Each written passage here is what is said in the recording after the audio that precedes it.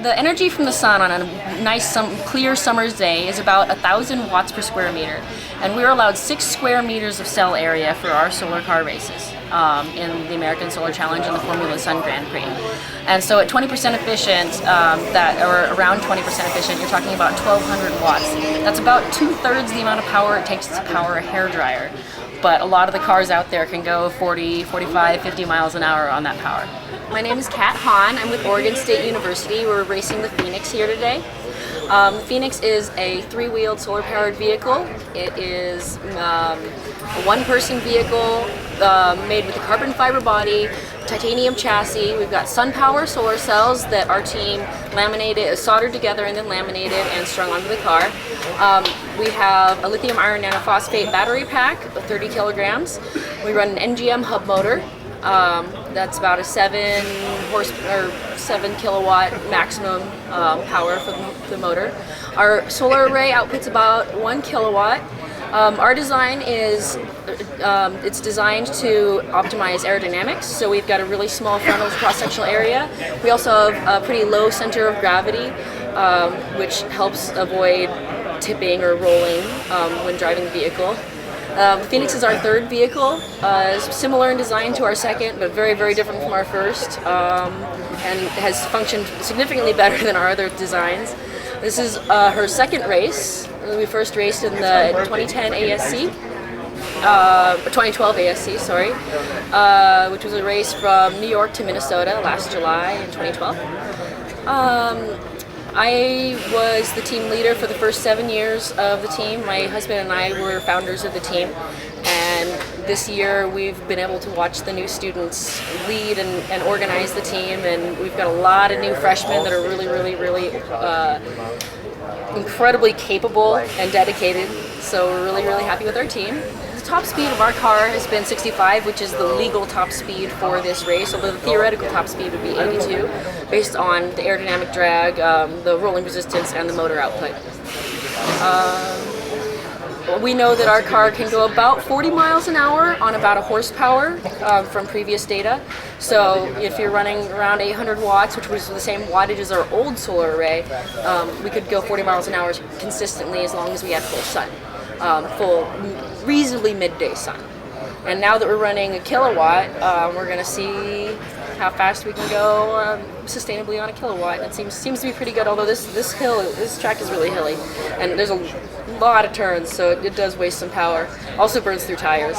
So we're running IRC motorcycle tires or scooter tires on the front, and the Dunlop Solar Maxes on the rear.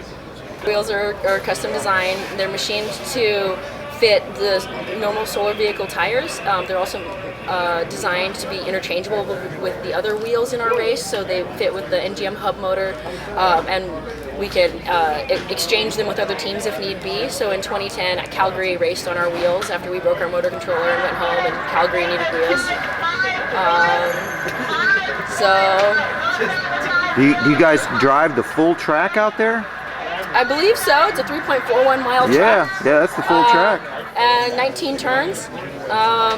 And I've definitely heard the drivers complain about some of the turns, but most of them seem like they're having a lot of good times out there.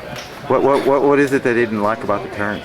Well, there's one where there's really, really straight stretch where you're kind of going downhill and you can really get up speed, and you just got a real tight turn at the end of it. Yeah. Turn 11. It's nasty.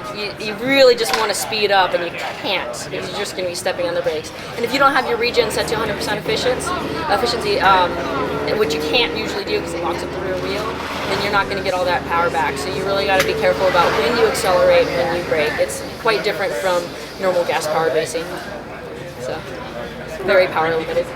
So the solar modules that we use for solar cars are a lot like modules that are on people's houses, except that they have to be created with different materials to protect them on the front and back of the cells. So the solar cells are monocrystalline silicon, because most of the teams use monocrystalline silicon because they're the highest efficiency for the lowest price that is available right now.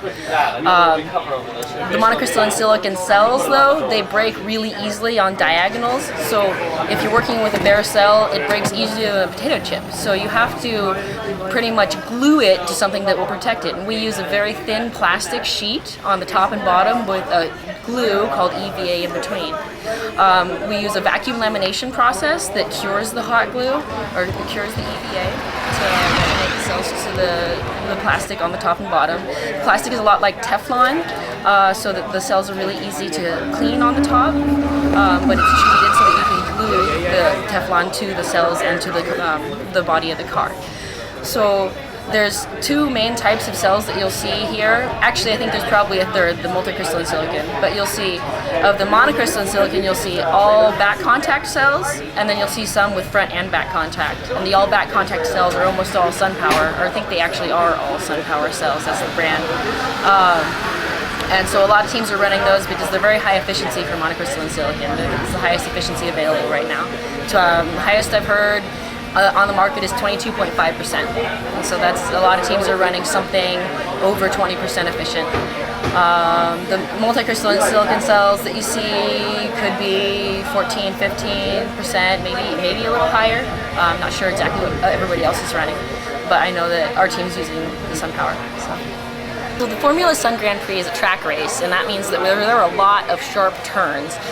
What that means for a solar-powered car, which has really efficient tires with barely any tread, is that we burn through a lot of tires. So we might be changing our tires, 1, 2, or 3 times a day, depending on how fast we're taking the corners. So each team has to have kind of a decent-sized stack of tires when they arrive at the race.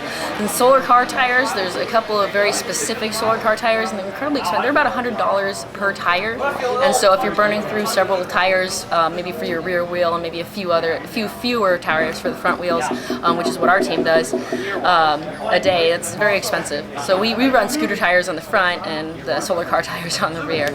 Still efficient, but they last a little longer. If you're driving on a road race, the tires last a lot longer. And so you guys do road races? Yeah, yes, we did the 2008 American Solar Challenge and the 2012 American Solar Challenge. And we plan on being in the 2014 American Solar Challenge and hoping for the 2015 WSC World Solar Challenge.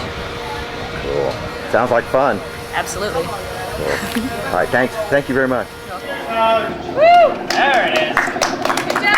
Let's make a pit set up.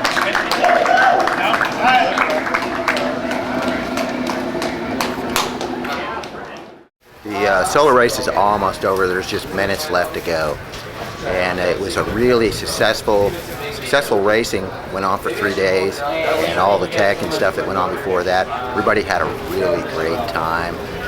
Everybody learned a lot, and a lot of laps got put in out there on the Circuit of the Americas track. Nothing bad happened. No major accidents, anything like that. So that part went real well. Everybody was real pleased with the track, how smooth it was, and how just technical all the turns and stuff were. And everybody was really surprised on the big hill, on how big the hill actually is. And put a kink in many teams' plans, but overall, I think everybody had a really great time. And it's just one of those kind of things where I experienced it once in a lifetime thing, man. So anyways, it was fun bringing the solar Grand Prix for you guys, for me to film it and stuff. Glad I was able to come out here and do it, and maybe we'll get to do it again sometime. So bye-bye. Hey guys, this is Jay. I made it onto the track. Can you believe it? Crazy, huh? Here I am. Oh man. Anyways, we're gonna get some shots of the cars as they go by.